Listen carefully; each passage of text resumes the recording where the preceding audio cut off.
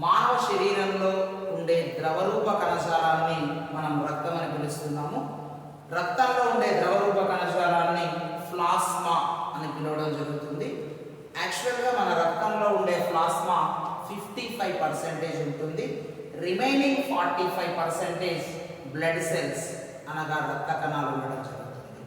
అసలు రక్తాన్ని గురించి స్టడీ చేయడం, అధ్యయనం చేయడాన్ని హెమటాలజీ అని పిలవడం జరుగుతుంది. రక్తాన్ని హిమము అని పిలుస్తున్నాము. మానవ శరీరంలో ఉండే రక్తం ఎరుపు రంగులో ఉంటుంది. ఇలా ఎరుపు రంగులో ఉండడానికి కారణం హిమోగ్లోబిన్. అదేవిధంగా బొద్దింకలో ఉండే రక్తం తెలుపు రంగులో ఉంటుంది. దానికి కారణం లాస్ ఆఫ్ హిమోగ్లోబిన్. మరి నత్తలో ఉండే రక్తం నీలి రంగులో ఉంటుంది. దానికి గల కారణం హీమోసయనిన్.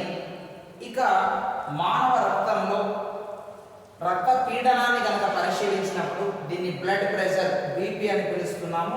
120/80గా చూపించడం జరుగుతుంది.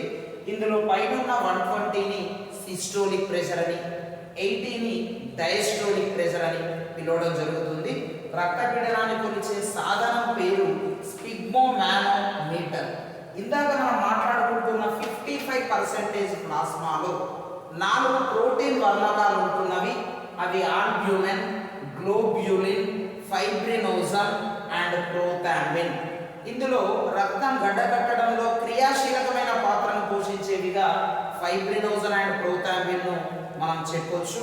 అదేవిధంగా ఆరోగ్యవంతమైన మానవుల్లో దాదాపుగా సరాసరిగా 5 నుంచి 6 లీటర్ల రక్తం ఉండే అవకాశం ఉంది, ఉండాలి కూడా.